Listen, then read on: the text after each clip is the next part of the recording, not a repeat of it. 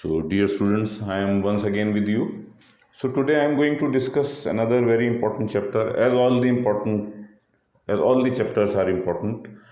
So, this chapter is called Center of Mass and Rotational Motion, but I am taking you the first part of it, that is Center of Mass, and this is on request of a few students. So, I was dealing with relative motion, but for the time being, I want to discuss center of mass. Now, one important thing that I want to say in this connection is that theory is available in many books, very detailed theory. So, the purpose of my channel is to prepare you for your problem solving skills, and therefore, I would not elaborate too much, I would not eat up your time. So, we straight away talk about the definition. So, very simply, center of mass is the point at which the entire mass of an object can be imagined to be concentrated. So you should know the basic definition of something. It's the mass. For example, our center of mass may be somewhere around our stomach, somewhere. The center of mass of this pen would be in the middle of this pen, the geometrical center. So you should also try to feel the meaning of center of mass. Like suppose there is this object, let us say a pyramidal kind of object, in which the base is heavy and at the top it is lighter. Now, since this base is heavy and then it becomes lighter and lighter and lighter, we can say the center of mass is nearer to this area. So you can say, like in an object where most of the mass is concentrated, the center of mass would be near to that point. But if it is a uniformly distributed mass, then you can say it is in the middle. So straight away, like when we talk of center of mass, then you have to give the coordinates of the center of mass. In physics, this is very important that we have to quantify everything. हमारे पास एक quantification होना चाहिए. तो हम यहाँ पे देखिए centre of मास को कैसे बताते हैं. मैं आपको इस बारे में थोड़ा सा बता देता हूँ. जब हम सेंटर ऑफ मास के बारे में बात करेंगे तो देखिए जैसे सपोज ये कोई ऑब्जेक्ट है और ये इसका सेंटर ऑफ मास है, this point. So it's a point I have written. तो इस पॉइंट को बताने के लिए आपको उसके कोऑर्डिनेट्स बताने होंगे, मतलब x, y एंड z. सो जैसे अगर मैं आपसे कहता हूँ एक्स सी एम, इसका मतलब है x coordinate of the centre of मास. मैं कहता हूँ y सी एम, इसका मतलब होता है y coordinate of the centre of mass. And similarly z C M. तो in all of these have very simple formula. इनका एक फार्मूला है जो आपने पढ़ा भी होगा, but I am telling you once again. m1 x1 m2 x2 so on, go on adding upon m1 plus m2 plus m3. Similarly, YCM is m1 y1 plus m2 y2 plus so on upon m1 plus m2 plus something मतलब m3 and all. And similarly m1 z1 you go on adding upon m1 plus m2 plus all this. Now what is m1 m2 m3 here, because I have written some formula. So you know this object may have number of point masses, small point masses. So m1 means the first mass, m2 means the second mass, m3 means the third mass. When I am saying mass, means point masses. You can imagine it to be made of number of points. And then divided by this. For example, this is m1, this is m2 and so on. Then go on adding this. So naturally we would ask a question ki, sir, if there are infinite points in this object, then how can I calculate the center of mass?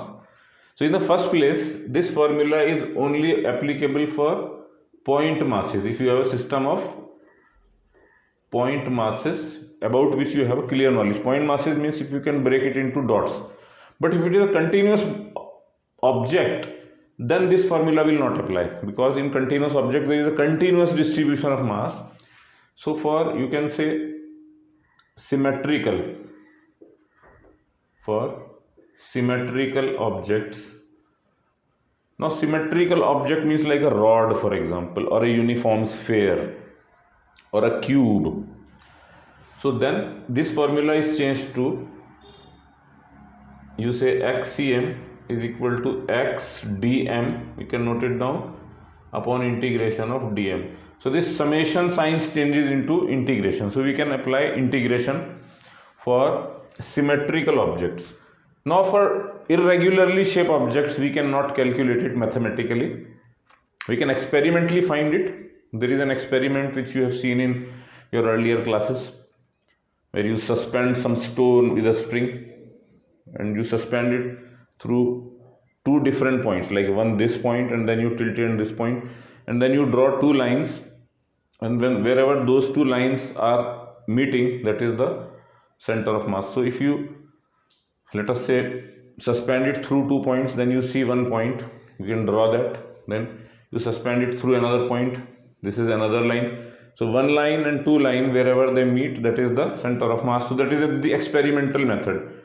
But in theoretical physics, either we use this formulae or this kind of formulae. So the formulae are very simple. Now the importance of the center of mass, like for example, if you are dealing with some vehicle, you say the velocity of the vehicle is 30 kilometers per hour. So what are you talking about? So we are not talking about any particular point of this car or automobile, but the center of mass of this. Suppose you throw this object in space and it goes in a parabola. So you say like this ball, when you throw it from here, then it goes in a parabola. So what goes in a parabola? Which point? So you will say the center of mass of this ball will go in the parabola. So in, like for example, Delhi is the capital of India, which represents India. So if somebody comes from outside, we can say this is India. That is not India, but that is the capital of the country. Similarly, center of mass is the representative point which represents this whole of this mass for physical calculations purpose. So when you apply Newton's laws and all, then center of mass is very important. When you apply torque is the rotational analog of force. So next chapter is rotation only. Then center of mass is important. तो पहली तो आपकी बात ये हो गई, ये दोनों फॉर्मूले हैं. अब इसमें मैं बहुत सिंपल सा इलस्ट्रेशन लूँगा. देखिए इसके जो प्रॉब्लम्स हैं, तो मैं एक अलग सेगमेंट स्टार्ट करूँगा in which will only deal with problems. Problem 1, problem 2, centre of mass, lot of problems will discuss. But for now इसका एक सिंपल इलस्ट्रेशन क्या हो सकता है जिससे आपको समझ में आ जाए कि सेंटर ऑफ मास क्या है, वो मैं आपको बताना चाह रहा हूँ. And we try to keep this videos as short so you get an idea of what centre of mass is and you are equipped for problem solving or facing this. Now suppose there is this mass m1 and this is mass m2, and it can be like, for example, the separation between them is d. So find the center of mass. So यहाँ से आपकी calculations शुरू होती हैं center of mass की. तो सबसे पहले किसी भी center of mass problem में, now these are 2 point masses, किसी भी center of mass question में आपके उसकी coordinates होने चाहिए. जैसे ये पॉइंट हो सकता है, फॉर एग्जांपल इसको मैं एक्स एक्सिस पे ले लेता हूँ, तो this point is 0 0. So what this point will be, because ये d डिस्टेंस दूर है, this will be d, 0. So it's very important that you learn to write the coordinates. Coordinates का मतलब क्या होता है कि इसका x डायरेक्शन में ये d डिस्टेंस पे ओरिजिन से, और y डायरेक्शन में 0 पे. वाई?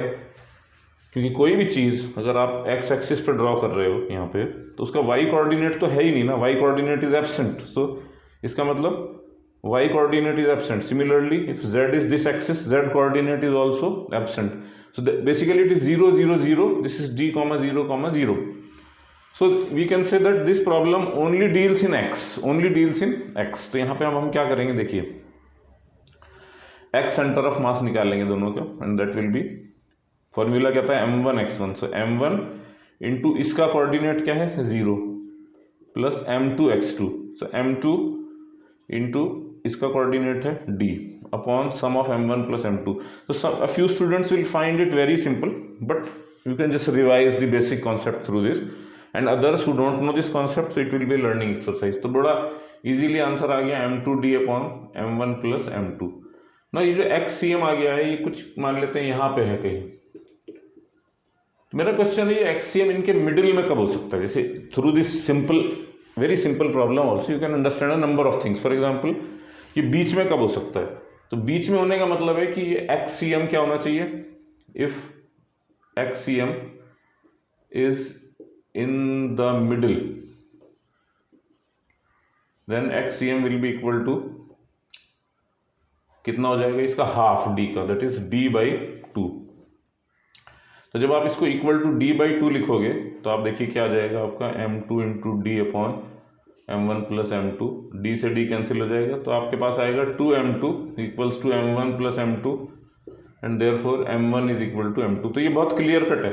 अगर दो इक्वल मासेज हैं तो सेंटर ऑफ मास कहाँ होगा उनका, उनके बीच में होगा, it will be in the middle if there are two equal masses.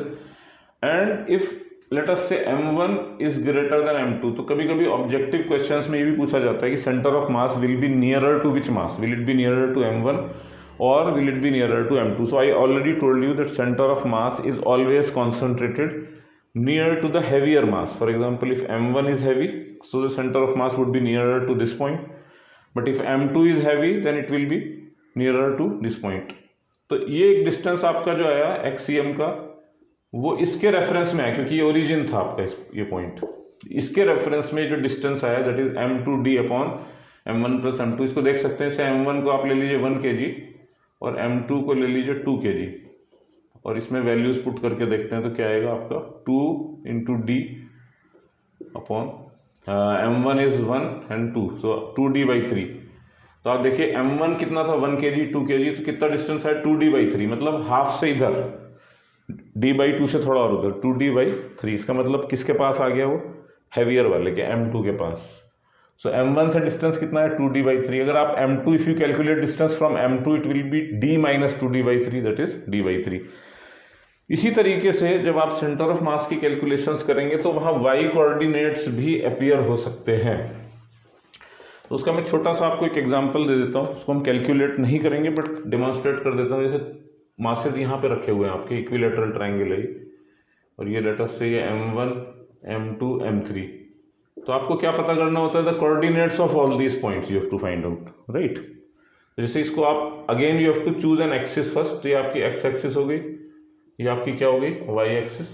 तो ये पॉइंट आपका 0 0 ले लीजिए और suppose the side of this triangle is a, तो ये पॉइंट क्या होगा a, 0। अब the problem is with this point, इसके कोऑर्डिनेट्स निकालने के लिए आप देखिए कि इसका अगर आप परपेंडिकुलर डाल देते हो तो अगर ये इक्विलैटरल ट्राइंगल है, this is an equilateral triangle, I am deliberately choosing simple things. अगर if you understand simple you understand more complex also. तो इसकी जो हाइट होती है, so this height is, you know that if this side is a, so this height is a √3/2 using trigonometry, and this is a/2, this distance till here is a/2, so x coordinate will be a/2, y will be so a √3/2, तो क्या बनेगा a/2, a √3/2। so m1 you know, m2 you know, m3 you know, and you know the coordinates।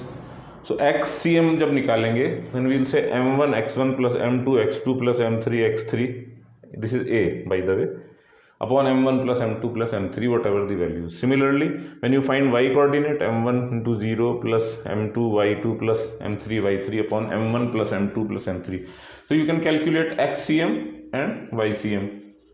So you can do this exercise on your own. Suppose I give m1 is equal to 1 kg, m2 is equal to 2 kg and m3 is also equal to 1 kg. So you can use this and find XCM and YCM using your formula. So it's a damn simple question which you can solve. So you can see that the concept of the center of mass is very very simple. इसका एक integration का एक use और देख लेते हैं और फिर we'll finish this video. एक यूनिफॉर्म रॉड ले लेते हैं, uniform. I said that like for extended objects which are uniform, so this is a uniform rod. And let us say this rod is like this and this is the origin, this end is the origin and it has a length L and a mass M. Now the formula which I wrote said that x dm upon dm. So many students are confused about what dm is.